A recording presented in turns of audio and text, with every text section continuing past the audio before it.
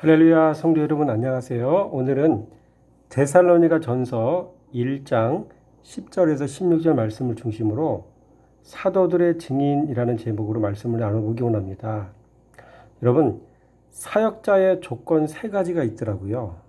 혹시 무엇인지 아세요? 오늘 본 말씀 10절 말씀 보니까 이렇게 나와 있습니다.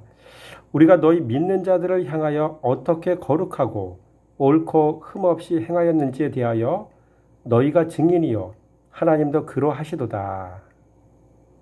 여러분, 첫째, 사역자는 반드시 예수를 닮아야 합니다. 그래서 또 하나의 작은 예수가 되어야 합니다. 그래서 예수님처럼 거룩하고 흠없이 행하는 자이어야 합니다. 그래서 그가 가진 가치가 예수 닮아야 하고, 그가 사용하는 언어도 예수를 닮아야 하고, 또 행동도 작은 예수처럼 행해야 하고, 인격도 예수님 닮아야 하고, 또 성품도 예수님 닮아서 들레지 않아야 됩니다. 그래서 그의 인격이 예수를 닮아 온유해야 하고, 겸손해야 하고, 긍휼한 사람이어야 하고, 낮아진 사람이어야 하고, 또 섬기는 자이어야 하고, 남을 위해 희생하는 자이어야 하고, 그리스도로 사랑하는 사람이어야 합니다. 우리 주님은 이 일에 공을 많이 들이셨습니다. 예수님은 제자들 데리고 다니시면서 스스로가 시청자 교자가 되셔서 자신의 삶을 통해 제자들에게 이런 걸 다 하나하나 교육시키셨습니다. 그래서 결국 제자들 한 사람 한 사람을 자신을 닮은 작은 예수로 세우셨습니다. 예수님 자신의 원본이셨고 제자들로 하여금 자신을 닮은 복사본이 되게 하셨던 것이죠. 그들로 하여금 또 하나의 작은 예수가 되게 하신 것입니다. 그래서 이렇게 되는 겁니다. 예수님은 하나님에게 배우셨고요. 제자들은 예수님께 배웠고, 초대교회 성도는 사도들, 즉 예수님의 제자들에게서 배웠고, 세상은 그리스도를 배운 성도를 통해 예수를 배우게 되는 구조가 되는 거죠. 여러분, 성도가 예수를 제대로 배우지 못하면 세상은 성도를 통해 예수를 알 길이 없습니다. 성도가 목사를 통해 예수를 배우지 못하면 예수를 배울 길이 없습니다. 그래서 우리 주님은 지도자 한 사람을 세우는 일에 그렇게 많은 공을 들이신 겁니다. 둘째로, 사역자는 반드시 증인이 있어야 됩니다. 이런 본 말씀 10절 말씀 보니까 믿는 자들이라는 말이 나오잖아요. 그래서 사역자는 첫 번째로 믿는 자들이 증인이어야 돼요. 둘째로, 사역자는 성도가 증인이 되어야 합니다. 여러분 10절 말씀 보세요. 마지막 절에 10절 마지막에 보니까 너희가 증인이요 라고 이야기하잖아요. 너희는 바로 성도를 얘기하는 거죠. 성도가 증인이 되어야 됩니다. 또 10절의 말씀 보니까 하나님이 증인이 되셔야 된다고 얘기하고 있죠.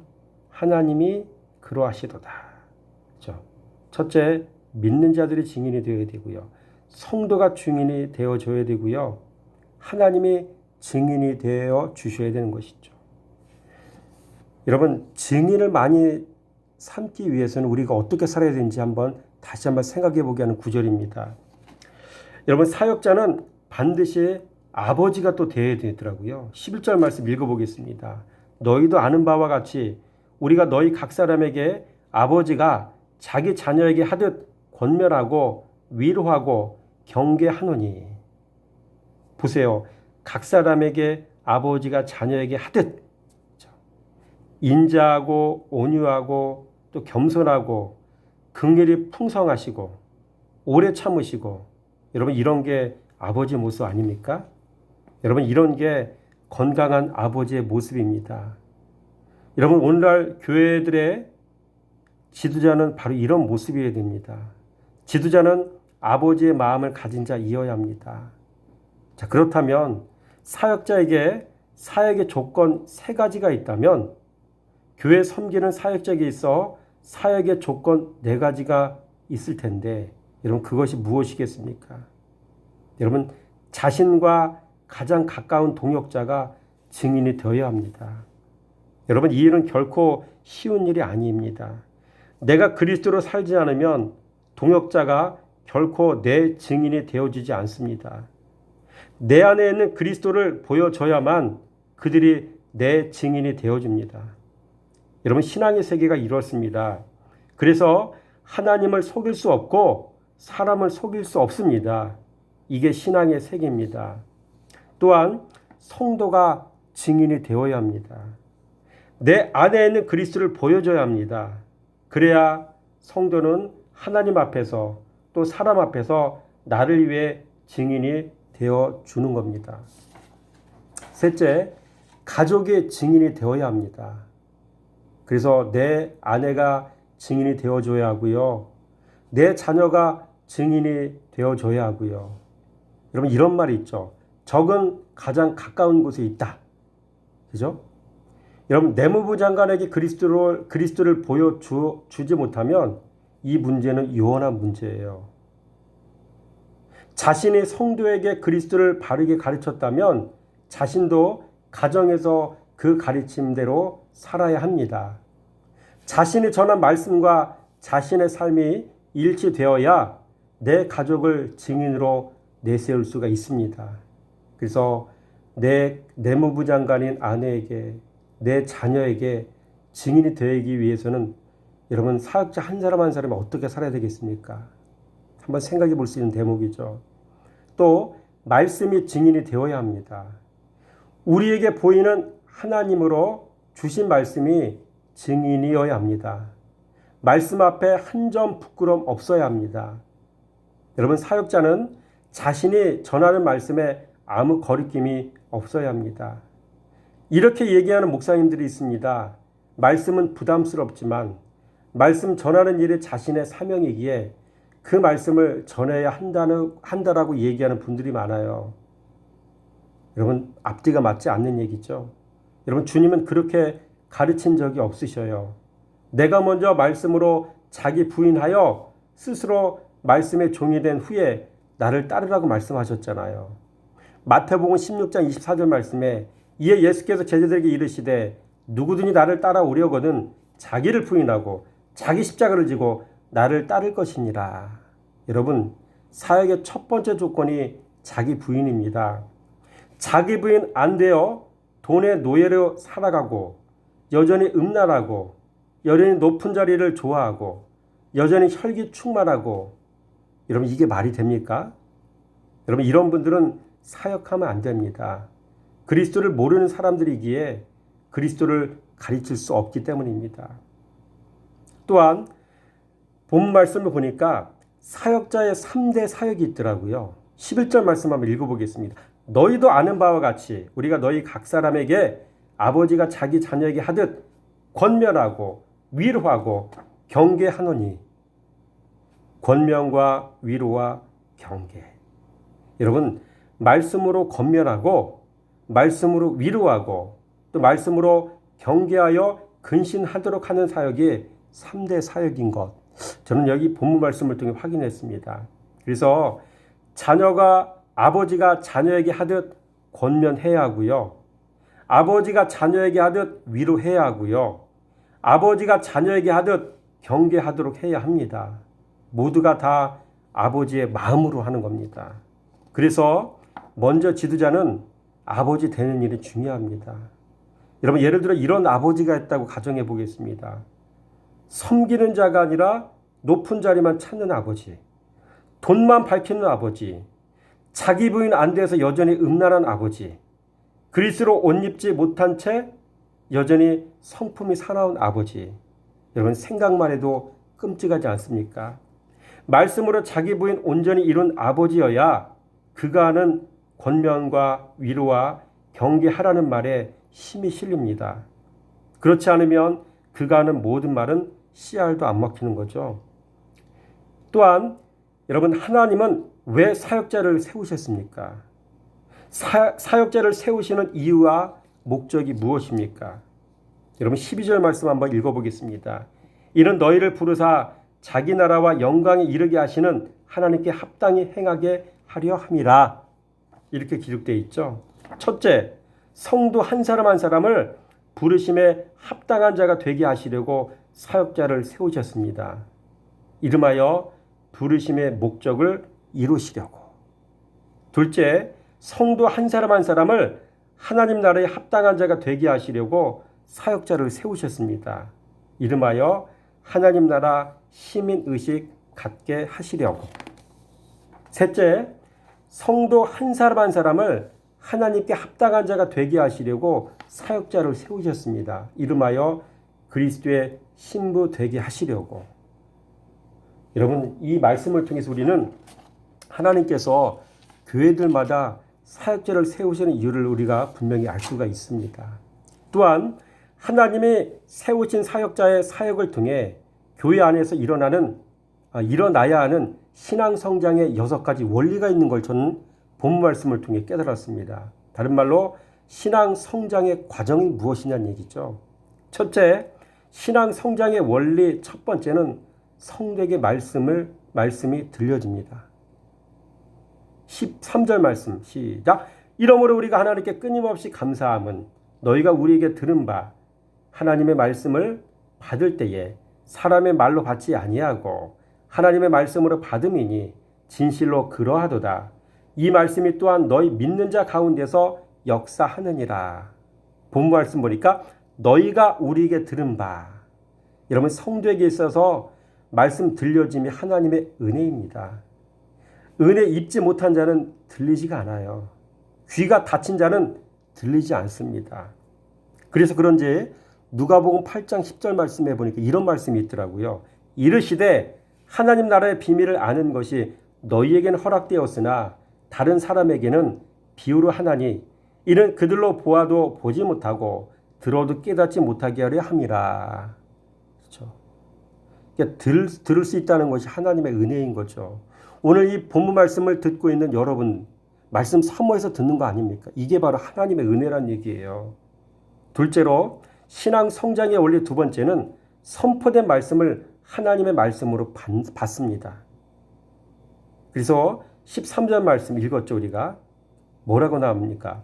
하나님의 말씀을 받을 때 사람의 말로 받지 아니하고 하나님의 말씀으로 받음이니.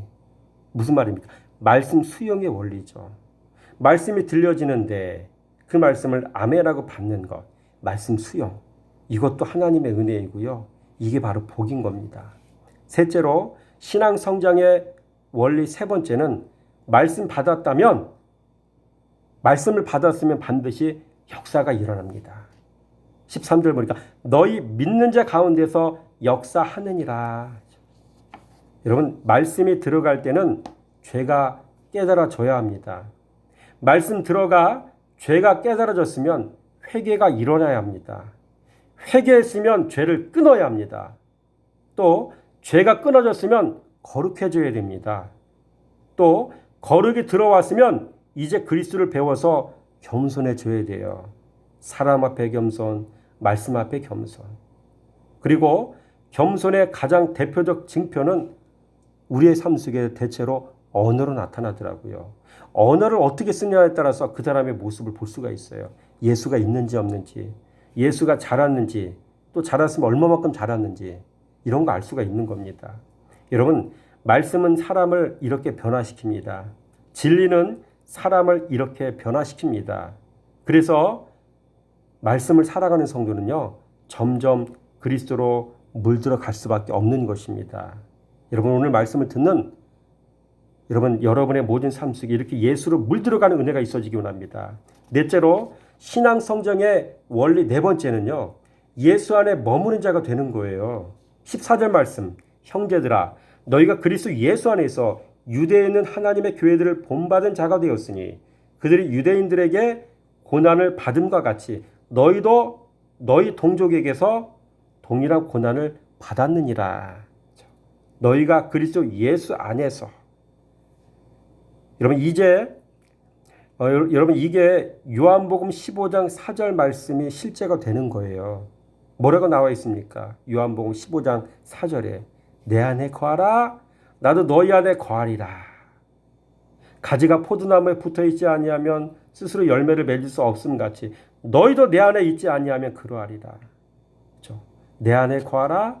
나도 너희 안에 거하리라. 여러분 문자가 아니라 이 말씀이 실제가 되는 은혜가 있어지게 된다는 얘기죠. 여러분 예수 안에 있을 때 성도는 심령의 평안이 임해요. 말씀을 자꾸 듣고 싶고요. 말씀을 순종하고 싶고요. 말씀 들으면 깨달아서 눈물이 흘려지고요. 회개하게 되어지고요. 이게 예수 안에 있는 징표입니다. 다섯 번째로 신앙 성장 원리의 다섯 번째는 하나님의 교회가 되는 거예요. 14절 보니까 하나님의 교회들을 본받은 자 되었으니 여러분 하나님이 통치하시는 교회로 세워졌으니 라는 말과 같은 말입니다. 여섯 번째 신앙 성장 원리 여섯 번째는 그리스도와 함께 고난을 받는 겁니다. 너희도 너희 동족에게서 고난을 받았느니라 14절 얘기잖아요. 고난이 없으면 성장이 없어요. 그래서 사람을 통한 고난이 많은 거예요. 그러나 아직 그리스도를 모르는 우리가 당하는 고난은 대부분 내 죄로 인한 고난인 걸 알아야 돼요. 이걸 혼돈하면 안 돼요. 말씀 안에 푹 들어가서 말씀에 순종하는 삶을 살 때에 고난이 오는 건요. 내 신앙이 성장하는 과정 속에 있어지는 거고요. 말씀을 살아가지 않고 종교생활하는 그런 성도의 삶 속에 있어지는 고난은요. 그런 종류의 고난과 차이가 있는 거예요. 이거 내가 잘못하고 내 죄 때문에 당하는 고난이라는 사실이에요. 여러분 여섯 번째입니다. 그리스도 밖에 있는 사람들은 그러면 어떻게 살아가고 있겠습니까? 그리스도를 모르는 사람들은 어떻게 살아가고 있겠습니까? 의인을 핍박하는 악인들은 지금 어떻게 살아가고 있겠습니까? 여러분 15절과 16절 말씀입니다. 유대인은 주 예수와 선지자들을 죽이고 우리를 쫓아내고 하나님을 기쁘시게 하지 아니하고 모든 사람에게 대적이 되어 우리가 이방인에게 말하여 구원받게 함을 그들이 금하여 자기 죄를 항상 채우매 노하심이 끝까지 그들에게 임하였느니라. 첫째 죽이고요. 둘째 쫓아내고 셋째 하나님을 기쁘시게 아니하고 다른 말로 하나님을 근심케 하고 넷째 모든 사람에게 대적이 되고 다섯째 이방인 구원을 방해하고 여섯째 자기 죄를 항상 채우고 일곱 번째 하나님의 진노를 풀로 채우며 살아가고 있는 거죠. 이게 바로 여러분 이방인들의 모습이고요. 악인들의 모습인 거죠. 여러분 그렇다면 오늘 본문의 말씀 전체적인 내용을 살펴볼 때 여러분 유대인과 데살로니가 교회의 성도들을 한번 비교해 보겠습니까? 비교해 보겠습니다. 어떤 차이가 있습니까? 유대인은 말씀 가진 자를 죽이죠. 15절 말씀 보니까. 데살로니가 교회는 어떻습니까? 말씀 가진 자를 사랑해요. 그에게 다가가서 말씀 듣고 그러니까 이런 모습이 있는 거죠. 두 번째로 유대인은 어떻게 의인은 몰아내 버리죠. 반대로 데살로니가 교회는 의인과 하나가 돼요. 유대인들은 모든 사람을 대적하죠. 데살로니가 교인들은 모든 사람과 화목해요. 유대인들은 구원의 걸림돌이 되죠. 데살로니가 교인들은 구원의 디딤돌이 되죠. 또 유대인들은 자기 죄를 항상 풀로 채우고 살아요. 죄가 아니면 짓지를 않아요. 데살로니가 교인들은 어때요? 항상 선을 향하죠. 아는 게 그리스도니까. 그리고 유대인들은 어때요? 하나님의 진노가 끝까지 임하죠.